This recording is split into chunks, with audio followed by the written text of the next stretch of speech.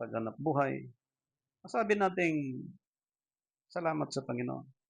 At dito nga sa ating tinalakay na ito, sinisinop natin ang mga celebration sapagkat tulad ng binanggit kanina from 6 a.m. up 3, which is 9th hour, ang Panginoon, sabi ni Apostol Lucas, nagpahinga sa ika-siyam na oras. Ngayon, if we took 10 commandments from 1 up to 10, sa creation ng Diyos, ipinakita na eh. Kaya po hindi niya pinaalis niyang 10 utos dahil nasa loob ng kanyang creation yun. Up to the end. From 1 day up to 6 day creation niya. Pagdating ng 7th day, God was rest.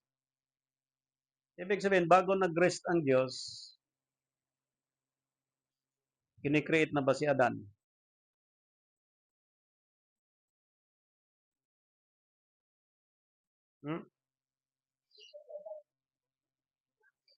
Nag-create muna ang Diyos ng lahat ng bagay. Bago niya hinubog bilang Adan sa pamamagitan ng clay. At nilagay sila sa Eden. At pinatulog ang lalaki na mahimbing, kinuha ang tadyang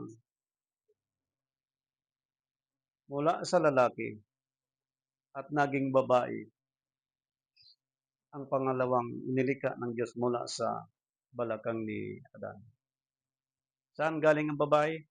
Sa lalaki. Ayan na. Ngayon, and God was rest on the 7th day. Pagdating ng 8th day, makikita mo doon sa Nehemiah 8:8, same manner pa rin.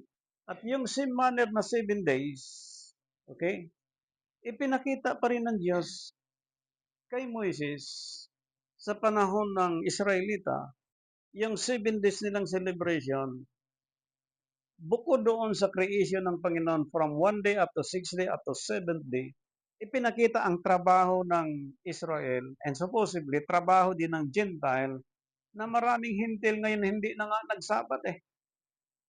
Ang Hudyo nagsasabat bagamat Sabado.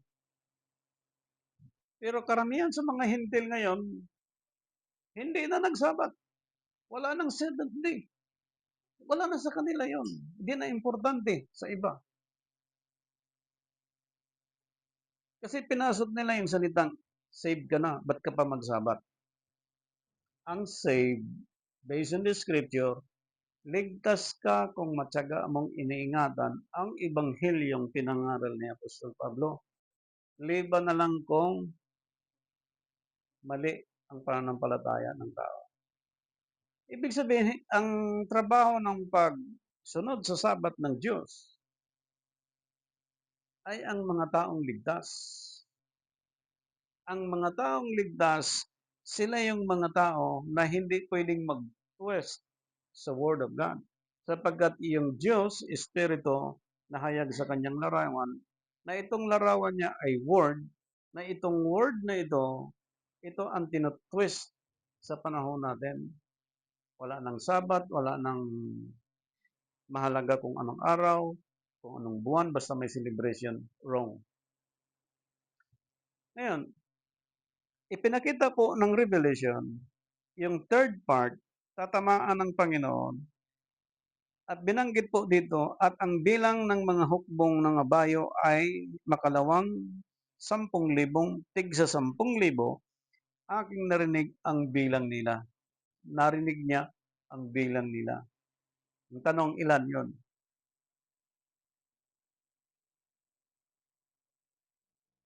Diba?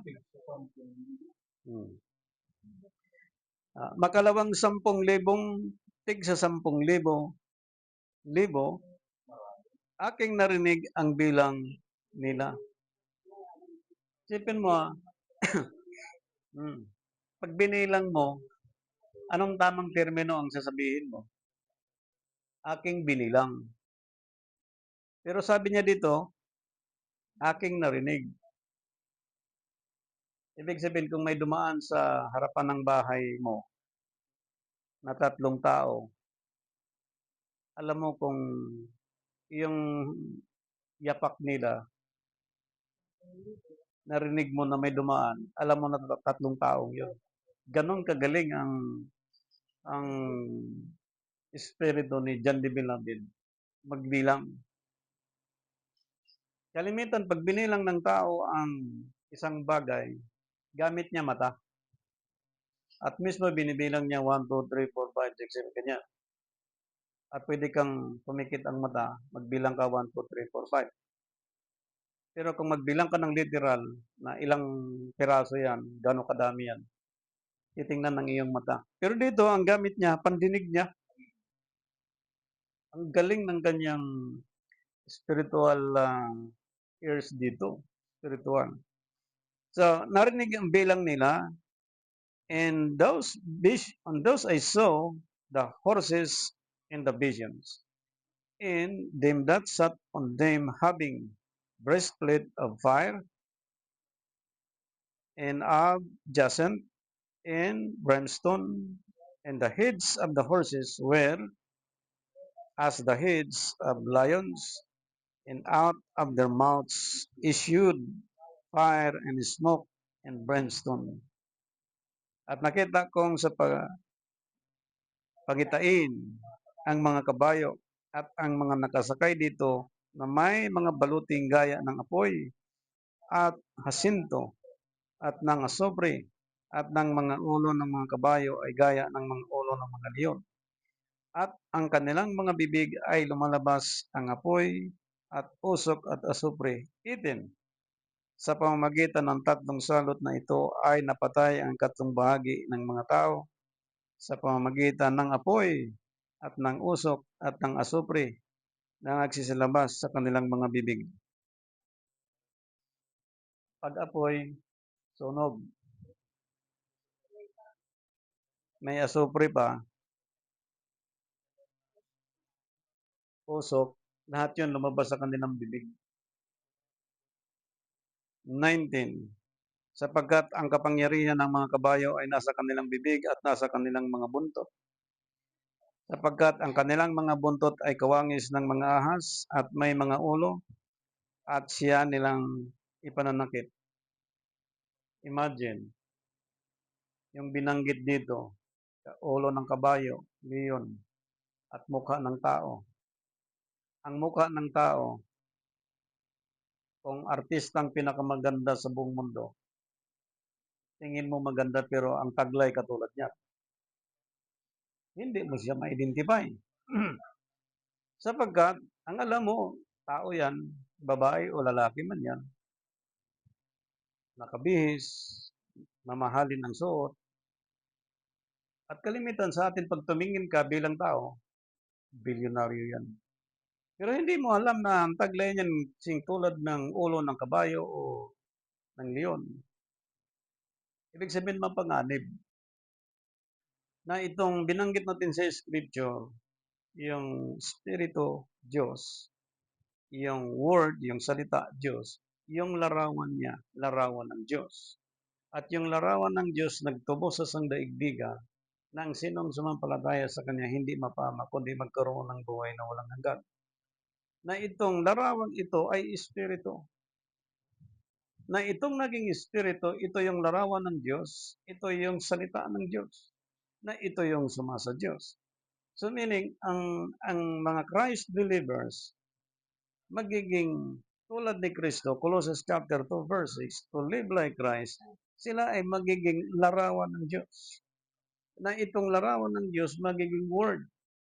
Na itong word, if we took Bible, First and New Testament, Old and New Testament, yung third book, ang magiging third book, yung mga larawan ng Diyos. Na sila'y lumalakad, nabubuhay sa ibabaw ng daigdig na ito, na hindi sila tatamaan sa ganitong klaseng salot na ito. At hindi sila mayanig sa digmaang mangyari sa panahon ngayon. Sapagkat ipinakita ng Scripture, kapag hindi siya katulad nung nag-twist sa salita ng Diyos, yung baluktutin niya, na yung God was rest at yung Word namatay to save from our sin.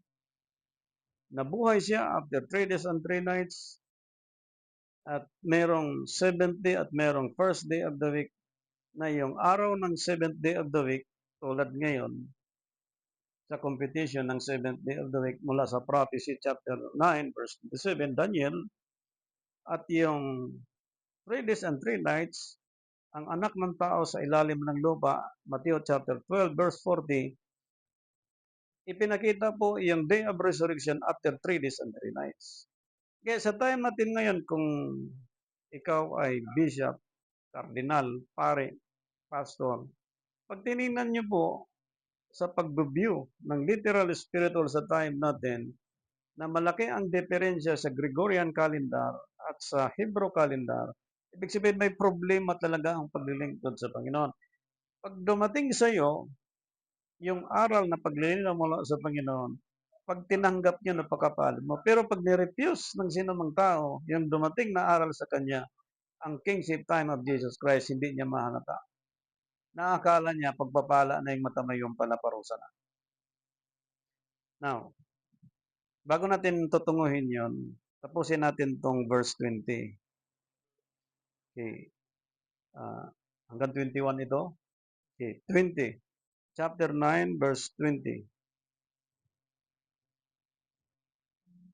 At ang nalabi sa mga tao na hindi napatay sa mga gamit na ito, na hindi nagsipagsisig sa mga gawa ng kanilang mga kamay, upang huwag sumamba sa mga demonyo at sa mga diskusang ginto, at pilak, at tansok, at bato, at kahoy, na hindi nakakita, nakakarinig man, hindi nakakalakad man. Tanong,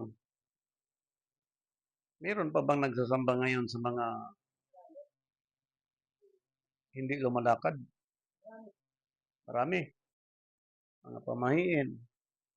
Hindi pa talaga sinurinder sa Diyos eh. Kapit na kapit. Nakakalungkot ng minsan. Pinagpipray ka na sa Panginoon, pinapanalangin ka na sa Panginoon, tapos lalapit ka sa albularyo.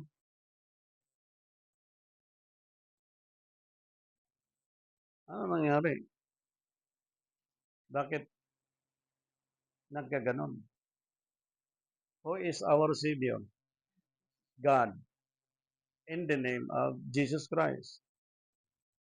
Sinong isisave niya? Human. Tayo. Ang Diyos, Espiritu. Dumating sa time ni Christ, may sakit.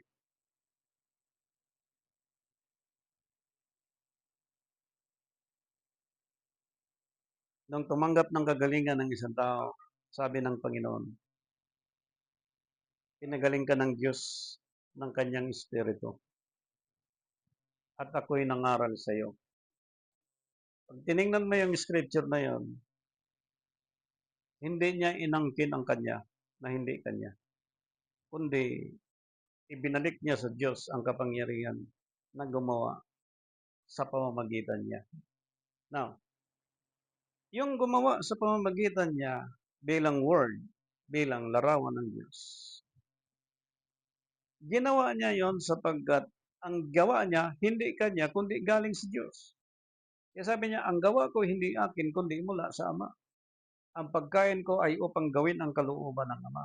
Ibig sabihin, yung ginawa ng kanyang word, yung ginawa ng kanyang larawan, na siyang ating sinasampalatayanan sa panahon natin ngayon at magpakailanman, yun ang gagawin ng Diyos, ng Ama, ng Almighty sa pamamagitan ng kanyang word. At yung word ngayon, in the beginning was the word, and the word was God, and the word was with God, and was God, yung Diyos na nahayag sa magitan ng kanyang salita, ng kanyang larawan, and supposedly sa church. Na ang church ngayon gumanap doon sa word. Tamang celebration ng Sabat, tamang celebration ng first day of the week, tamang celebration ng mga taunang celebration at paggamit ng mga araw mula sa Panginoon. On that word, from the beginning, is with God. Na yung word na yon ay nasa isang tao, ipinamuhay niya, isinagawa niya, nanindigan siya, Hindi siya nagpag-ilalim sa traditions of men. It was also God. So bakit ka palalapit ng albularyo? Para magpahula at tayo lalapit sa Diyos through Jesus Christ. Sapagkat siya yung word, siya yung salita, siya yung karunungan at kapangyarihan ng Diyos. Anong sabi ng Apostol Juan in chapter 14 verse 13? Tingnan natin. Chapter 14 verse 13 and 14. At ang ano bang inyong hingin sa aking pangalan, ay yaon ang aking gagawin, upang ang Ama ay luwalhati sa anak. Okay. Paano ang paggamit sa pangalan? 14. Kung kayo magsisigi ng ano ba sa pangalan ko, ay yaon ang aking gagawin. Ngayon, tingnan natin. Ang sabi ng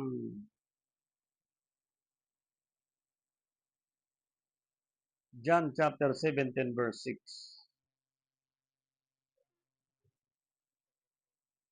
John chapter 17 verse 6. Pinahayag ko ang inyong pangalan sa mga tao na ibinigay ko sa akin mula sa sanglibutan.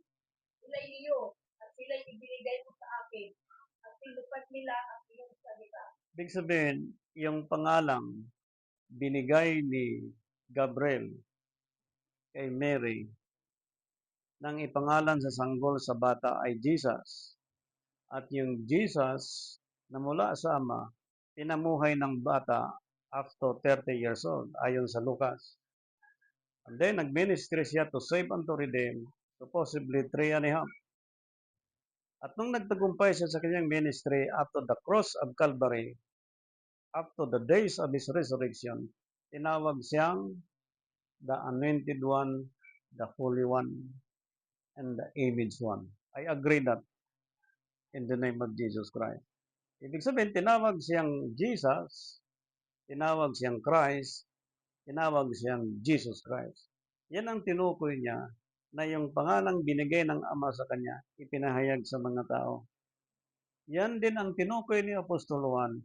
Kung magsihingi kayo sa aking pangalan, ay kanyang gagawin ayon sa pananampalataya at kahilingan ng sinuman sa pangalang Jesus Christ. Di pa nagtatapos diyan. Ang sabi ni Apostol Juan in chapter 15 verse 7, yung word, yung salita, sabi niya, kung kayo'y basa, 15:17, verse 7. Kung kayo'y magpanatili sa akin at ako na pinatawag magpanatili sa inyo, Yes. ay hindi ko ang anumang inyong bigay babalik sa inyo. Meron bang nanatili ngayon yan? Binago na ang buwan, binago na ang pizza, nag-iba na ng religion, nag-iba na ng grupo. Anong nangyari? Napahamak? Hindi. Napahamak. Kasi po, hindi nanatili eh. Hindi basta-basta ang pag-twist sa salita ng Diyos. Ask anything in my name, it will be granted. Sabi sa chapter 14 kanina, ano manghingi nyo sa aking pangalan na aking gagawin? Ang kadakilaan ng Diyos, dalawa. Pagdating sa pagtugon, merong instant, merong gradual. May pinagaling na instant, nung gumaling na, pabanjing-banjing. Nung nagkasakit uli, albularyo, hindi napunta sa Diyos.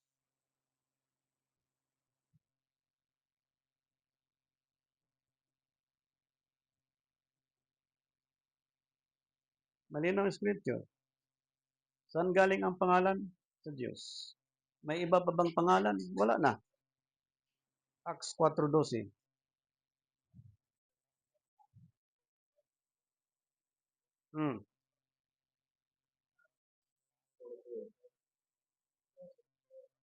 Chapter 4 verse 12.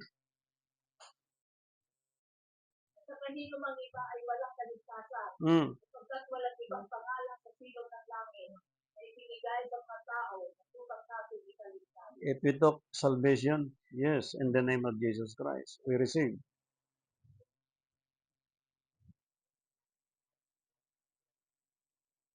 Mm. Ngayon, maghahari ang pangalang yan.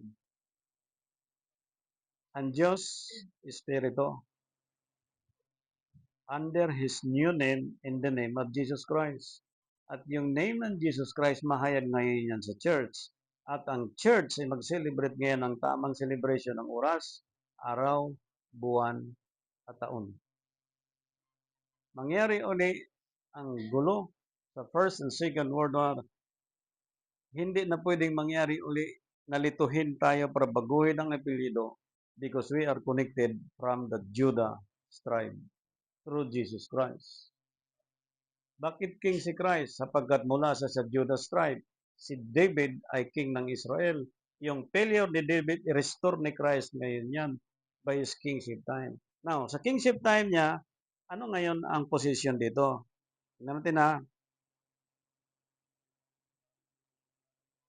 Matthew chapter 5 verse 19, Tagalog. Ito po, para sa mga hindi nag-twist ha. Pero sa mga nag-twist, sikapin nyo.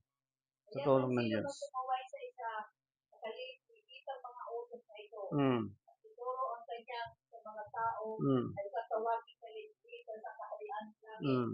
Ngayon, pag, Sapagkat ang sino mang ito bang bago magpatuloy, ito bang, parang tanong natin, ito bang tatawagin sa kalit-liitan ng langit?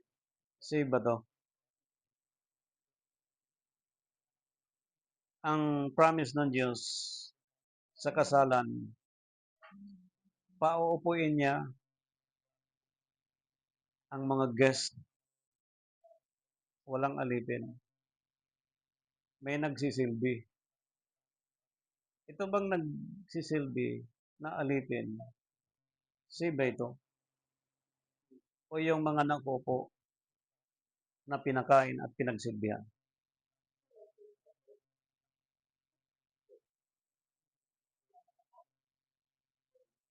Diba?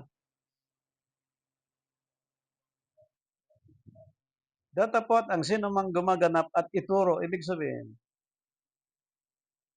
ang nasa karaya ng Diyos, yung gumaganap at nagturo. Pero yung hindi gumaganap at hindi nagturo, wala siyang maasahan.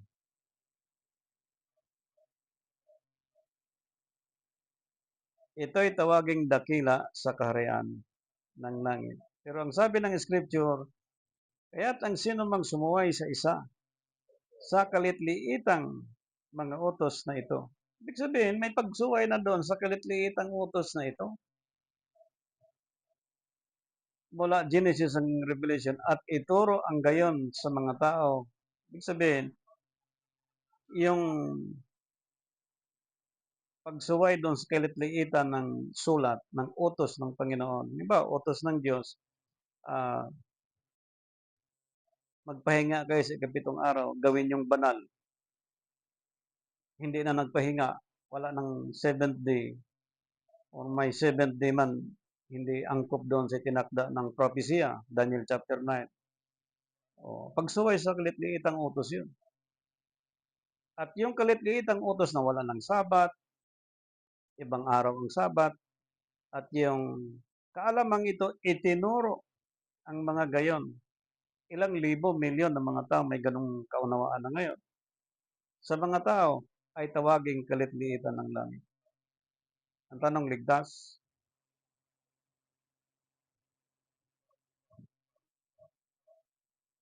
Sa paghahari ng Diyos, merong outside, merong inside. Sa tabernacle, merong holy place, merong holy of holies. Sa position ng Old and New Testament, yung bayan sa holy place, yung priest, sacerdote sa holy of holies. That is before Christ. After Christ, ang holy of holies, men and women pastors, bishop, lahat dapat papasok lahat sila diyan. Wala nang choices. Wala na tayong reason. Why? Ang Gentile pinabayaan ng Diyos, which is Galatians chapter 3. In how many years na ang Gentile nagpasasa sa daigdig na ito? Lahat ng kalokohan, sabihin nyo na. Walang tao ngayon na bago tawagin hindi dumaan ang matinding karanasan sa kasamaan. Lahat. Kaya sabi ni Paul, walang matuwid sa lahat ng kasala. But through Jesus Christ, yung kasalanan niya, pwede pong ma-acquit through Jesus Christ. Pero, para ma-receive niyang kaligtasan, sundin niya ang utos ng Panginoon. At huwag niyang bawasan at dagdagan, at huwag niyang bawasan yung utos ng Diyos. Nasabi doon, kahit kalitliit ang utos, kapag ituro niya ito, halimbawa, wala nang Sabat, ang 7th day, anong araw na? Ang first day of the week, linggo. Hindi ayon sa scripture. Tinuro ng maraming tao. Kalitliitan sa karya ng Panginoon. Ngayon, yung holy place, isang place na lang po yun. Hindi na pwede hatiin yun. Sapagkat yung Savior natin, nahapak ang tabing, dati hindi tayo makapasok na tayo through Jesus Christ.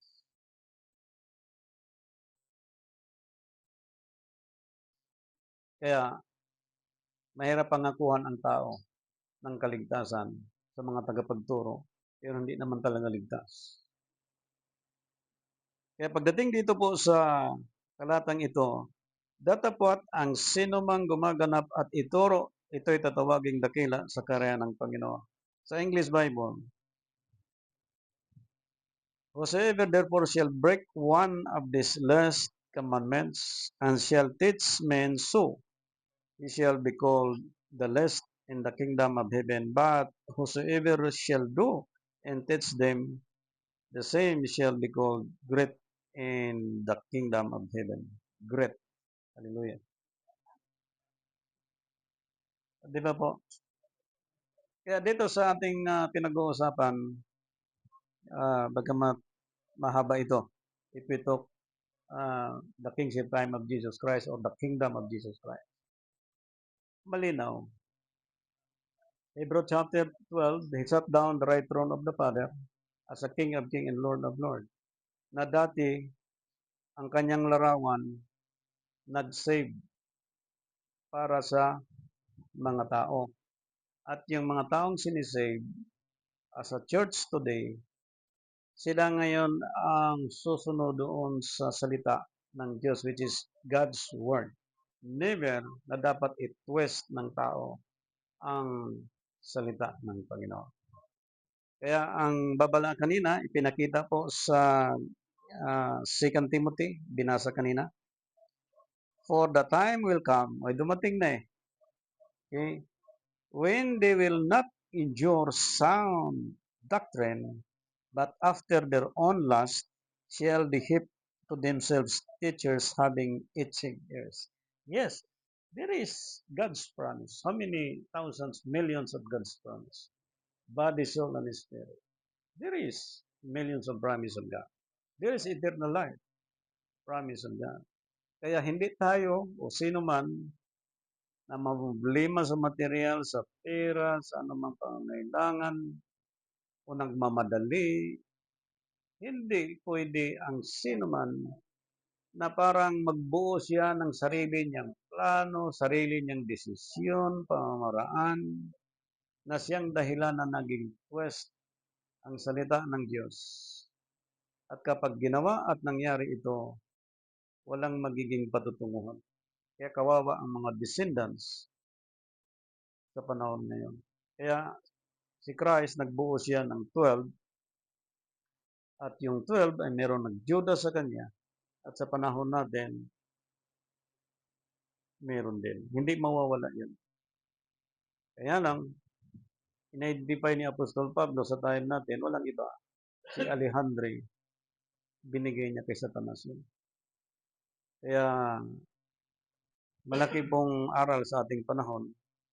O din ng Diyos, ang mga training, ang mga nag-aaral sa Bible School, ang mga nagsusuri, mga independent preachers sa Facebook and YouTube. Lobe ng Panginoon na magpakatatag, huwag mong madali, sikap na maintindihang mabuti ang payo ni Apostol Pablo kay Timoteo and supposedly in our time. So, as a pastors and bishop, Minister of Reconciliation, Philippine International Missionary, um, kami po ay nasa ilalim ng panggobyerno ng aming Panginoong Jesucristo, ating Panginoong Jesucristo, na siyang nagligtas sa buong daigdigan. At labi ng Panginoon sa magitan ng aral, Panginoon, yung ilan sa mga aming pong binanggit ng mga buwan at oras sa taon, may mga celebration po dyan at merong scripture para po mag-guide sa atin sa tamang implementation. Merong 7 kami pong sinishare tulad ng pagkaalam sa eksaktong pitsa at oras, araw sa Sabat ni Kristo, at yung first day of the week, kailan po ang araw niyan, at yung Feast of Unleavened Bread, at yung Feast of Pentecost, Feast of Tabernacle. May mga bilang po yan, may mga scripture. At maging yung birth of Jesus Christ, maging New Year. At hindi natin sirain ang New Year, dinakda ng mundong ito. Pero kapag lumabas ka na sa sistema ng daigdig, susundin na natin yung oras at araw, buwan at taon na binigay ng Diyos sa atin through Jesus Christ because He is the Word of God. Sa Diyos ang pinakamataas na papuri and happy Christ Sabbath today and God bless to everyone.